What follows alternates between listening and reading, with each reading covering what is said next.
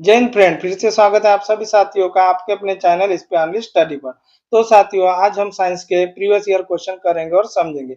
ये class railway NTPC, railway group D और SSC के आगे आने वाली सभी प्रतियोगी परीक्षा के लिए महत्वपूर्ण है। हमारी डेली 3 क्लास होती है, जो सुबह 9:30 बजे, दोपहर 4 बजे और रात में 8 बजे होती है। इसमें railway NTPC, group D, SSC के प्रीवियस ईयर क्वेश्चन होते हैं। ये क्लास ऑल कॉम्पिटिटिव एग्जाम, सभी प्रतियोगी परीक्षा के लिए महत्वपूर्ण है।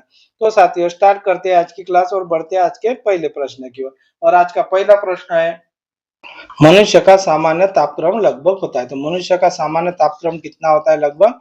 ये होता है 98.6 फ़ारेनहाइट। कितना होता है? 98.6 फ़ारेनहाइट। तो फ़ारेनहाइट में कितना होता है? 98.6 फ़ारेनहाइट। और सेल्सियस में कितना होता है? 37 सेल्सियस होता है। कितना होता है? 37 सेल्सियस। केल्विन में कितना होता है? 310 केल्विन। कितना होता है? 310 केल्विन। तो मानव शरीर का सामान्य तापक्रम कितना होता है? तो कितना होता है लगभग? ये फ़ारेनहाइट में कितना होता है? 98.6 फ़ारेनहाइट, 37 सेल्सियस में होता है और 310 केल्विन में होता है। 310 केल्विन में होता है। तो इसका राइट आंसर क्या हो गया? ए। राइट आंसर क्या हो गया इसका? ए। नेक्स्ट क्वेश्चन, मानव शरीर में भोजन मुख्यतः कहाँ पचता है? तो मानव शरीर में भोजन मुख्यतः कहाँ पचता है? ये छोटी आंत में पचता है। कहाँ पचता है? छोटी आंत में पचता है। तो इसका राइट आंसर क्या हो गया? बी। राइट आंसर क्या हो गया इसका? बी। नेक्स्ट क्वेश्चन, मनुष्य लोहा किससे प्राप्त करता है? तो मनुष्य लोहा किससे प्राप्त करता है?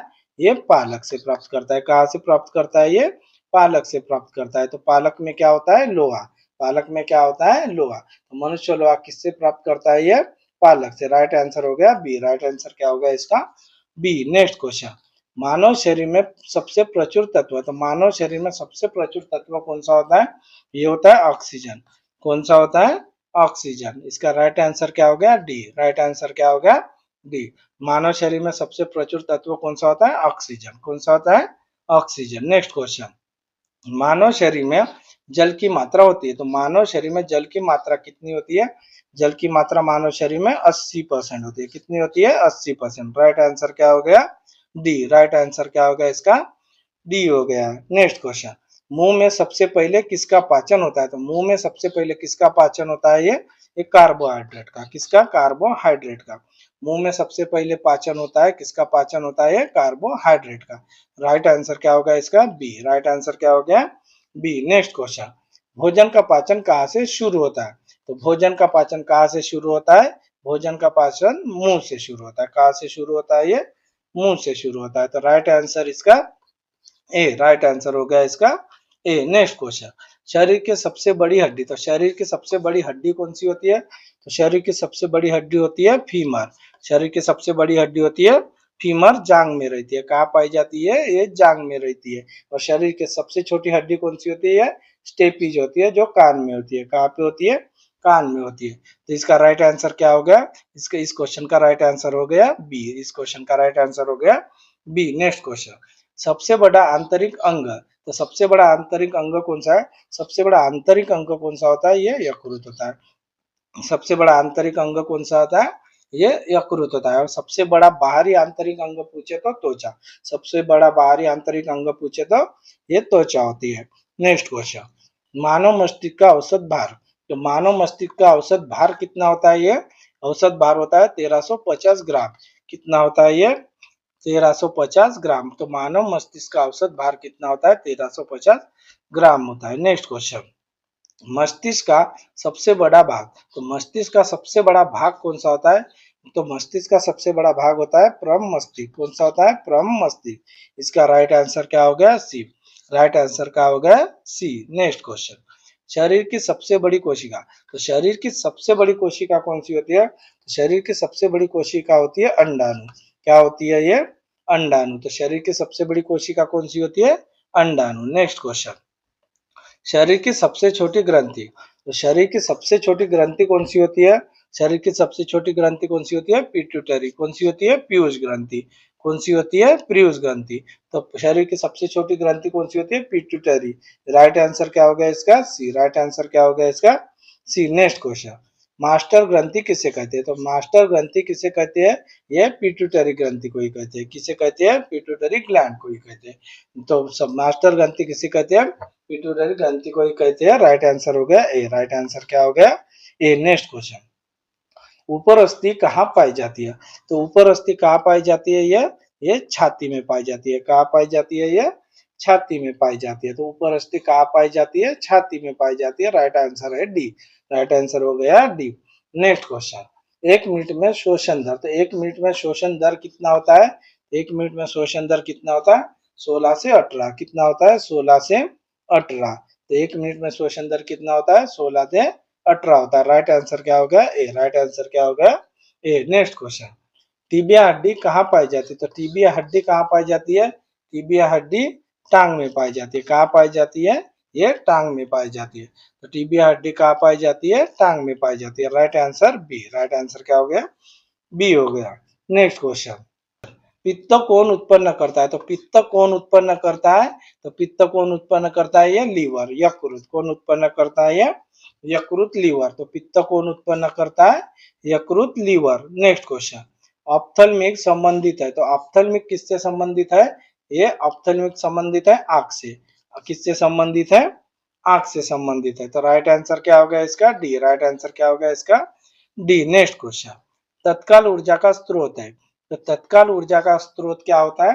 ये कार्बोहाइड्रेट होता है। क्या होता है? कार्बोहाइड्रेट होता है। तो तत्काल ऊर्जा का स्रोत कौन सा है? कार्बोहाइड्रेट है।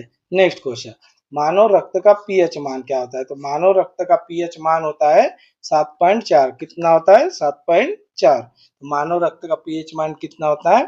7.4। नेक्स्ट क्वेश्चन, हृदय की धड़कन प्रति मिनट होती है। तो हृदय की धड़कन प्रति मिनट कितना होता है? ये होता है 72 प्रति मिनट। कितना होता है? 72 प्रति मिनट होता है। तो राइट आंसर क्या होगा इसका? बी। राइट आंसर क्या होगा इसका? बी। नेक्स्ट क्वेश्चन, सर्वदाता रक्त समूह है। तो सर्वदाता रक्त समूह कौन सा होता है? जो सबको दे सकता है। सबको कौन दे सकता है? ओ। कौन सा दे सकता है? सर्वदाता कौन होता है? ओ होता है। राइट आंसर क्या होगा? डी। राइट आंसर क्या होता है? डी। और सर्वग्राही कौन सा होता है? ये ए बी होता है। सर्वग्राही कौन सा होता है? ए बी होता है। जो सबका ले सकता है कौन? A B. और सबको दे सकता है कौन? ओ। नेक्स्ट क्वेश्चन, सर्वग्राही रक्त समूह। तो सबका ले सकता है कौन होता है? सबका रक्त ले सकता है ये ए बी। ये राइट आंसर क्या हो गया? A B. सर्वग्राही रक्त समूह कौन सा होता है? A B. राइट आंसर हो गया B. Next question, A B रक्त समूह किसे रक्त देता है? तो ए बी रक्त समूह किसे रक्त देता है? ये सिर्फ ए बी को देता है। ये केवल ए बी को ही देता है। तो ए बी रक्त समूह सबसे ले सकता है, लेकिन दे सकता है किसको? सिर्फ ए बी को। सबसे किसको दे सकता है? सिर्फ ए बी को। तो ए बी रक्त समूह जो है सर्वग्राही होता है, सबका ले सकता है, लेकिन दे सकता है सिर्फ किसको? केवल ए बी को। सिर्फ केवल ए बी को दे सकता है। तो इसका राइट आंसर क्या हो गया? बी। इसका राइट आंसर क्या हो गया? बी। नेक्स्ट क्वेश्चन, वो रक्त समूह किसे रक्त देता है? तो वो रक्त समूह किसे रक्त देता है? ये ए को भी दे सकता है, बी को भी देता है, ए बी को भी देता है। तो इसका राइट आंसर क्या हो गया? सभी। इसका राइट आंसर क्या हो गया? सभी। राइट आंसर हो गया डी। वो रक्त समूह ये सर्वदाता होता है, ये सबको दे सकता है और ये सबको दे सकता है। तो इसका राइट आंसर क्या हो गया? डी। राइट आंसर क्या हो गया? डी। नेक्स्ट क्वेश्चन, रक्तचाप नियंत्रित करता है। तो ब्लड प्रेशर कौन नियंत्रित करता है? तो ब्लड प्रेशर कौन कंट्रोल करता है? ये करता है एड्रिनल ग्लैंड। कौन करता है? एड्रिनल ग्रंथि। कौन करता है? एड्रिनल ग्रंथि। तो रक्तचाप ब्लड प्रेशर कौन नियंत्रित करता है? ये एड्रिनल ग्लैंड। तो राइट आंसर क्या हो गया इसका? ए। राइट आंसर क्या हो गया इसका? ए। नेक्स्ट क्वेश्चन, इंसुलिन की कमी से रोग। तो इंसुलिन की कमी से कौन सा रोग होता है? तो ये होता है डायबिटीज। कौन सा होता है? डायबिटीज। तो इंसुलिन की कमी से कौन सा रोग होता है? ये डायबिटीज होता है। कौन सा होता है? डायबिटीज होता है, शुगर। इसका राइट आंसर क्या हो गया? बी। राइट आंसर क्या हो गया? शुगर, मधुमेह। डायबिटीज मधुमेह होता है।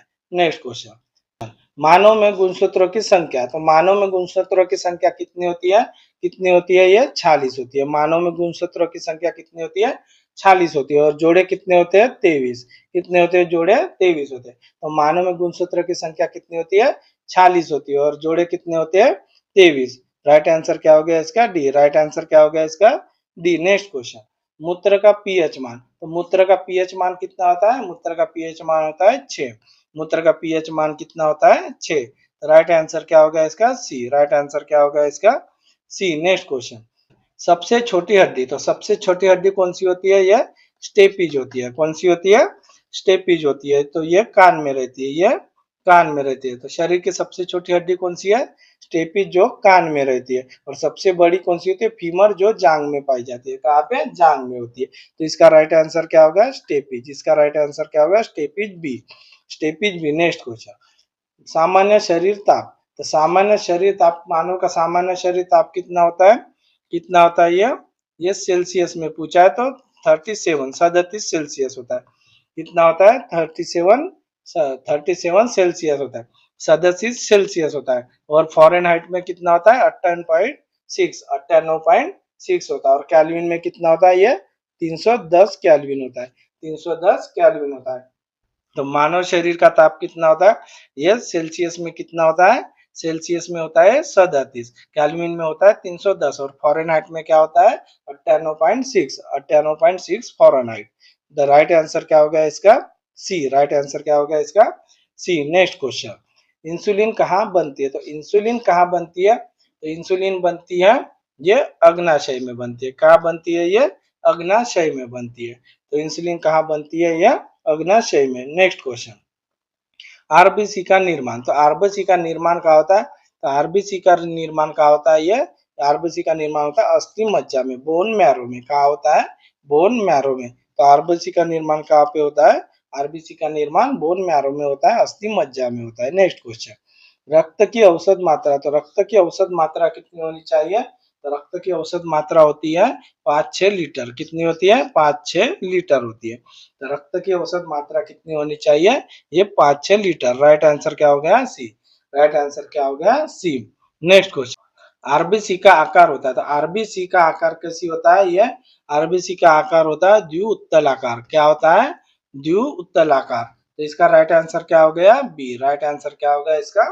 बी। नेक्स्ट क्वेश्चन, हीमोग्लोबिन का कार्य। तो हीमोग्लोबिन का कार्य क्या होता है? तो ये ऑक्सीजन का परिवहन करता है। क्या करता है? ऑक्सीजन का परिवहन करता है। तो इसका राइट आंसर क्या हो गया? ए। राइट आंसर इसका क्या हो गया? ए। हीमोग्लोबिन का कार्य क्या होता है? ऑक्सीजन का परिवहन। नेक्स्ट क्वेश्चन, हीमोग्लोबिन में धातु होता है। तो हीमोग्लोबिन में कौन सा धातु होता है? ये आयरन होता है। हीमोग्लोबिन में कौन सा धातु होता है? ये लोहा होता है। हीमोग्लोबिन में लोहा होता है। तो राइट आंसर क्या हो गया? डी। राइट आंसर क्या होगा इसका? डी। नेक्स्ट क्वेश्चन, सामान्य रक्तचाप। तो सामान्य रक्तचाप कितना होता है? सामान्य ब्लड प्रेशर होता है 120/80। कितना होता है? 120/80। इसका राइट आंसर क्या हो गया? बी। राइट आंसर क्या हो गया? बी। नेक्स्ट क्वेश्चन, रक्त जमाने वाला प्रोटीन। तो रक्त जमाने वाला प्रोटीन कौन सा होता है? ये होता है फाइब्रोनोजन। कौन सा होता है? फाइब्रोनोजन। तो इसका राइट आंसर क्या हो गया? ए। राइट आंसर क्या होगा इसका? ए। रक्त जमाने वाला प्रोटीन कौन सा होता है? फाइब्रोनोजन। नेक्स्ट क्वेश्चन, तो इसका right answer A. Next question, तो साथियों आपको ये क्लास कैसी लगी है कमेंट में जरूर बताना। हमारी डेली 3 क्लास होती है, सुबह 9:30 बजे, दोपहर 4 बजे और रात में 8 बजे। इसमें railway, NTPC, group D, SSC के प्रीवियस ईयर क्वेश्चन होते हैं, जो कि आने वाले प्रतियोगी परीक्षा के लिए महत्वपूर्ण है। आशा करता हूँ आपको ये क्लास पसंद आई होंगी। तो मिलते हैं नेक्स्ट क्लास में। थैंक यू, धन्यवाद, जय।